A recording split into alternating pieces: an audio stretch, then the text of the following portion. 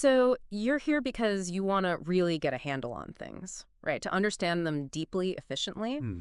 And a huge part of that is, well, being able to communicate what you know clearly, confidently, Yeah. Yeah, too. and forget all the complicated jargon today. We're actually looking at the power of simple, everyday phrases, Mm. the kind that can, instantly make you sound more polished, more in control. Exactly. And we've been digging into an episode of the Speak Fluent Today podcast. It was called Talk Like a Pro, Daily English Phrases for Work and Life.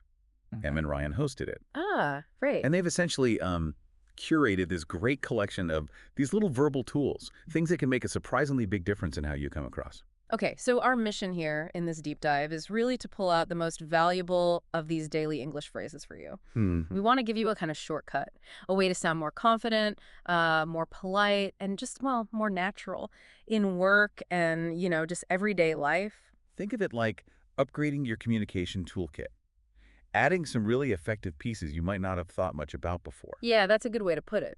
And what's fascinating, I think, is that being truly effective, being a good communicator, it isn't just about nailing grammar rules.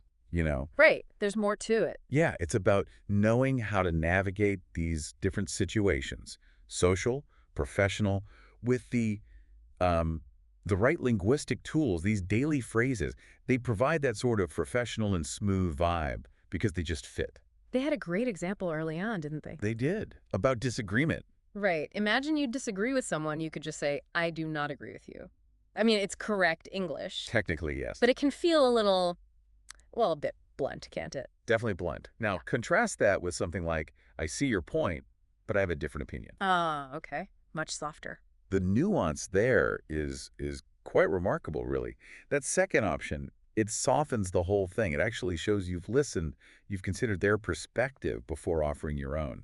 That little shift can prevent defensiveness, I suppose, Yeah. lead to a more productive chat. Exactly. And learning these common phrases helps you move away from sounding, robotic or maybe too formal. Okay. It lets your actual personality come through more. Makes sense.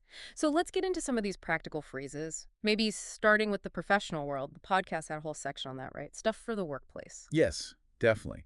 Phrases for meetings, emails, the whole nine yards. One they highlighted, which is just incredibly versatile, is let's circle back on that. Ah, let's circle back. I hear that one a lot. You do. It's basically a polished way of saying, let's talk about this later. But it does a bit more than just that. It really does, doesn't it? Instead of just like shutting down a topic, it acknowledges it, says this is important, but postpones it. Right. Their example was, that's a great point. Let's circle back on it after we get more data. Perfect. It keeps the conversation on track without just dismissing someone's input. And it buys you time, maybe to get more info or just think it through properly. Precisely. It's a tool for managing the flow, strategically. Another one, this one's all about clarity, is it's just to clarify, Oh, that's a lifesaver sometimes. isn't it?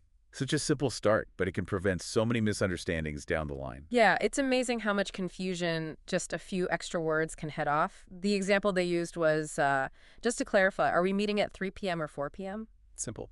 Direct. Direct, polite, and it just nips any potential scheduling mess-ups in the bud. Done. Exactly. Yeah. And then there's the email workhorse. Wanted to touch base with you. Ah, yes. For emails. Yeah, it signals a quick check-in, Yeah. and it immediately sets a kind of professional, purposeful tone for the message. Their example, hi Sarah, I just wanted to touch base on the status of the report. It feels much more direct, more focused than just a generic, hi Sarah, especially when you have specific reason for writing. Totally. Tells the recipient right away what it's about. It conveys efficiency. Right. And another one crucial for teamwork, for collaboration, is I appreciate your input, That's a good one, even if you don't agree. especially if you don't fully agree. It's a really valuable way to acknowledge someone's contribution. Shows respect. Yeah, I can see that. It shows you've heard them. Starting with, I appreciate your input, probably makes any critique or different opinion that follows much easier for the other person to take on board. Absolutely. It builds a much more positive, collaborative feel. Definitely. Okay, so that covers some work stuff, but what about, just everyday conversations? The podcast shift in focus there too, right? It did. Yeah. Because being natural and building rapport in less formal settings, that's just as important, isn't it? Absolutely. It's about connecting with people, friends, even just small talk. So one casual phrase they pointed out was, I'm just messing with you. Ah, like I'm joking. Exactly. It's a Uh, lighthearted way to say that. Great for adding a bit of fun or maybe clarifying that you weren't being totally serious. yeah, perfect for diffusing things sometimes, or if your humor's a bit dry, maybe.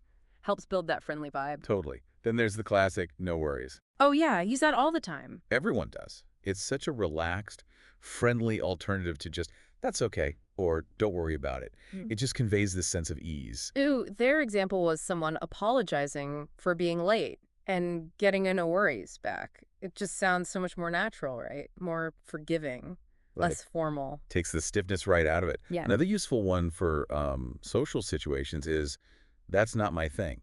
Okay.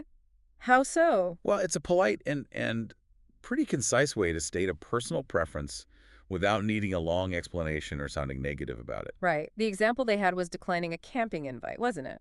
Camping. Yeah, Not really my thing. spot on. It's clear, it's honest, but it avoids any awkwardness. Simple. Yeah, that works. And finally, for those times when you just don't have an answer right away, let me get back to you on that. Oh, indispensable. Totally invaluable. It shows you're responsible, you're not just brushing them off, and you intend to follow through.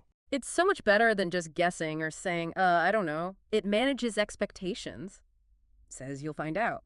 Shows consideration. Exactly. Okay, so now, knowing these phrases is, well, it's just step one, isn't it? Right. You have to actually use them. Precisely.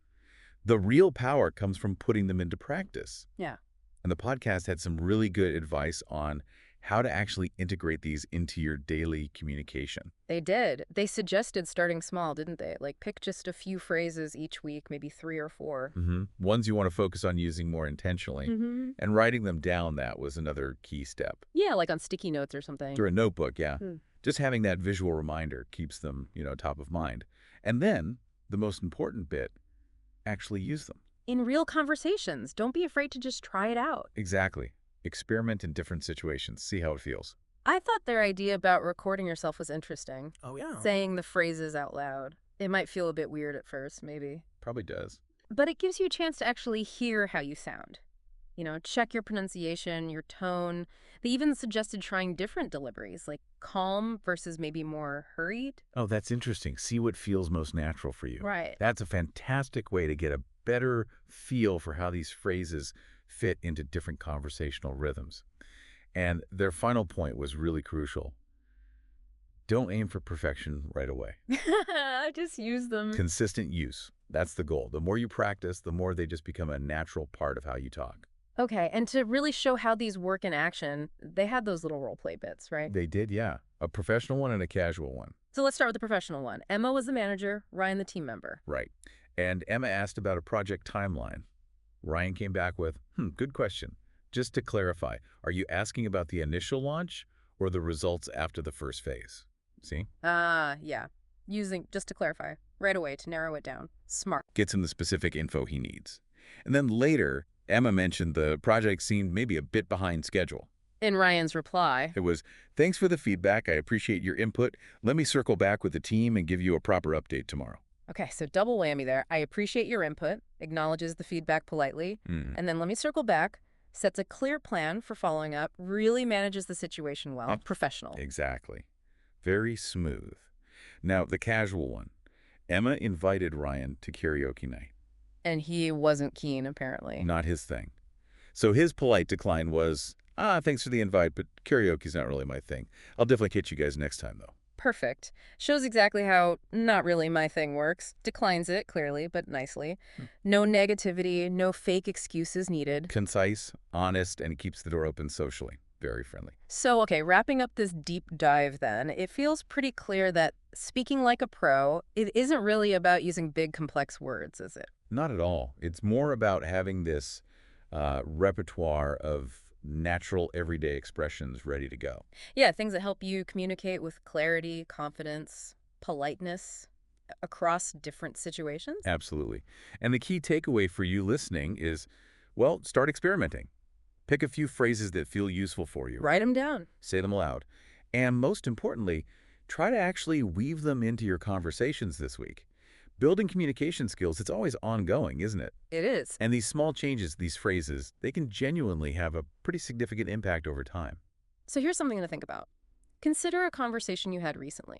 Maybe yesterday, maybe even this morning. Was there a moment where one of these phrases, let's circle back, just to clarify, no worries, not my thing, could have helped you? Good question. Could it have made things smoother or helped you sound more, well, natural? Take a second to reflect on how you usually express yourself. See if there are spots where you could maybe slot in some of these new tools. It's a subtle shift, sure, but it could lead to feeling much more confident and connected in your interactions going forward.